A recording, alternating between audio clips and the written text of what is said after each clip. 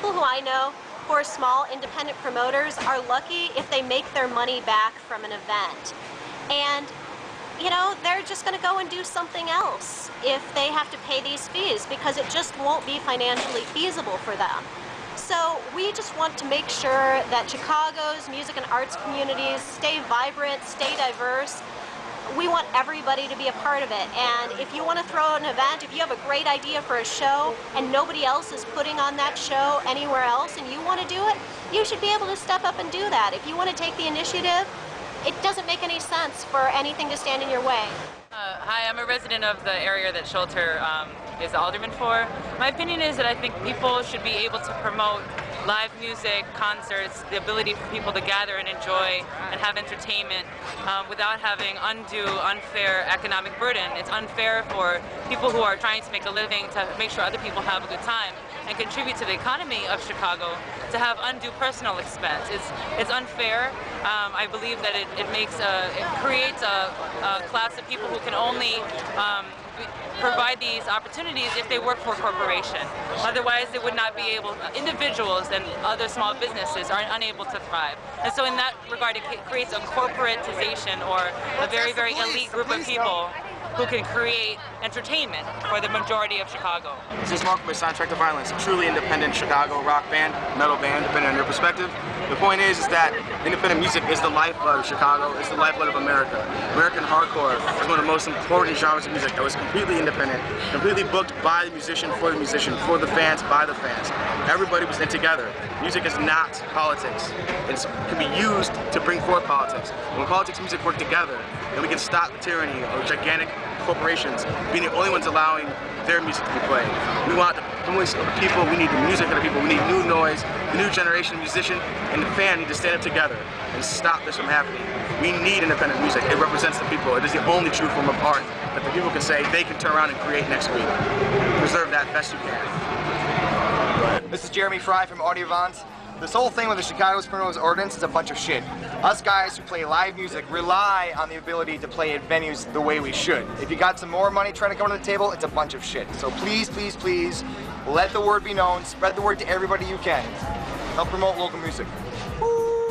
It would intimidate fans and band members from promoting a performance by requiring them to be fingerprinted and to fill out burdensome forms and keep burdensome records. Paradoxically, it would regulate promoters for events at small venues while leaving intact the existing exemption for the venues themselves. And this ordinance is backwards in the sense that it sweeps into its coverage the people at the grassroots level, whether the art galleries or the high school kids in this building behind us. And it excludes the largest promoters. So instead of most laws at the federal and state and local levels that might have a burdensome impact on businesses and activities of various types, most of them have a small business exclusion. This one covers all the small businesses and has a big business exclusion. It's completely bonkers.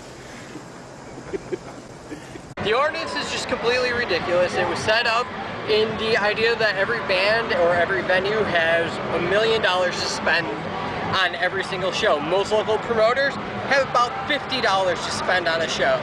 They're not making money. The bands are hardly making any money until they get to the point that they can play Lollapalooza. And therefore the ordinance is just going to kill all of music in Chicago except for the gigantic shows. And what do you do? I do booking for Logan Square Auditorium and I'm on Rebel Radio. Right the f*** on, dude. This is the stupidest law known to mankind. There's no more cheap-ass shows that you go on Sunday for no reason. Exactly. Who the hell is going to pay like $180 to see some like band that you don't even want to see, but you do it just to have fun? Don't pass this law. I'll come after you. My name is Matt Newton. I'm in sketch comedy and improv, and it sort of affect us because same sort of thing with indie music, shut down small productions we put on. Productions all the time, and it would affect us. Chicago's like the best sketch and improv, arguably in the world, so you don't want to shut this down here. It's going to affect a lot of people and a lot of great artists. It's all one thing. You know, I mean, you go to Columbia College and you have art students and design students and interior design students and theater students and photography students and filmmakers, and it's all the same. It's all the same. There's no difference. You can't just indiscriminately pick one out and say this is wrong. This is the bad apple.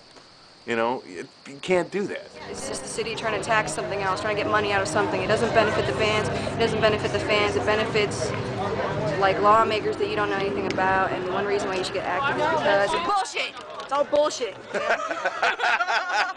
And come on, let's fucking stand for something. You don't stand for shit except standing around in concerts. Do something. There you go. Subcultures are so integral to the way communities grow. Absolutely. When I look at all of the fees and the taxes and, you know, the $10,000 fine this and $500 fine that, I'm like, oh my God, this really just boils down to the city wants to tax the money that they feel like they're missing out on. And you know, some of us actually do pay our taxes.